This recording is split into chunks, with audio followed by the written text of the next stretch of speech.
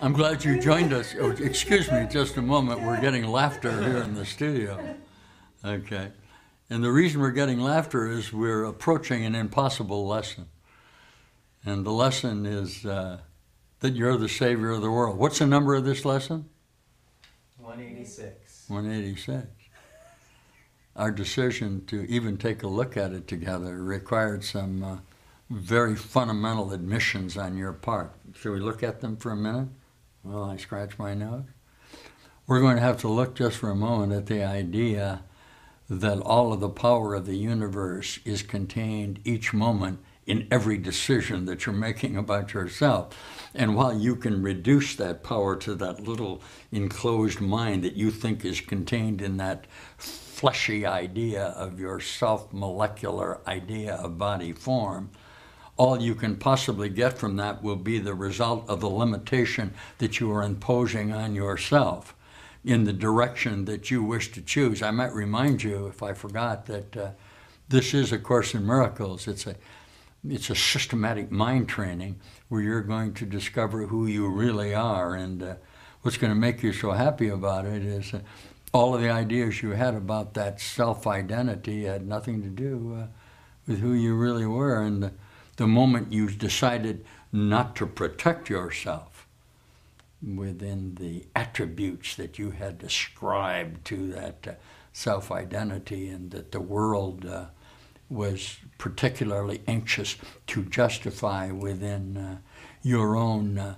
continuity of what you would call credential of limitation that brought about your death, you have been able to see with me the emergence of a whole new bright light of certainty that you are the cause of this world.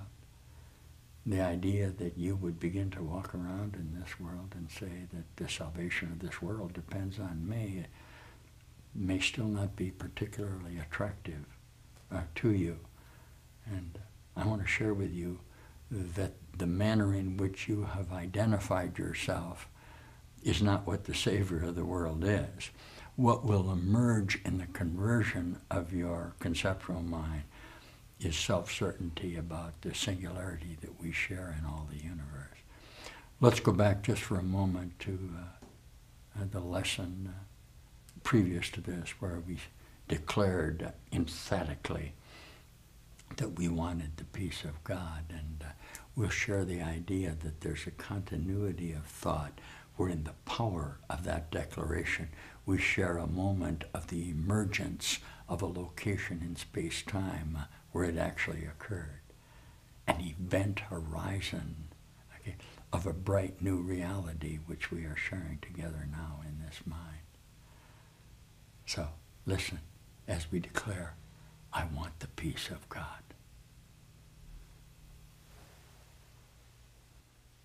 I want the peace of God. To say these words is nothing, but to mean these words is everything. If you could but mean them for just an instant, there would be no further sorrow possible for you in any form, in any place or time. Heaven would be completely given back to full awareness, memory of God entirely restored, the resurrection of all creation fully recognized. Listen, no one can mean these words and not be healed. He cannot play with dreams nor think he is himself a dream. He cannot make a hell and think it real. He wants the peace of God, and it is given him, for that is all he wants, and that is all he will receive. Many have said these words, but few indeed have meant them. You have but to look upon the world you see around you to be sure how very few they are. The world would be completely changed should any two agree these words express the only thing that they want. Listen, two minds with one intent become so strong that what they will becomes the will of God. For minds can only join in truth. In dreams, no two can share the same intent. To each, the hero of the dream is different. The outcome wanted not the same for both. Loser and gainer merely shift about in changing patterns as the ratio of gain to loss and loss to gain takes on a different aspect or another form. Yet compromise alone a dream can bring. Could you hear this? Sometimes it takes the form of union, but only the form. The meaning must escape the dream, for compromising is the goal of dreaming. Minds cannot unite in dreams. They merely bargain. And what bargain can give them the peace of God? Illusion comes to take his place, and what he means is lost to sleeping minds intent on compromising, each to his gain and to the other's loss. So all of us are meeting somewhere in space-time, aren't we? And you're meeting me, and I'm meeting you. And each of us has a separate identity that we then attempt to share with each other in separation in order that we can organize our thought forms in a space and time that will give some meaning to our lives. Most of us have been searching for a very long time to a meaning and purpose in why we wouldn't know who we are, why life would be represented to us as a need to, let's concentrate on one idea, lose the things that we love.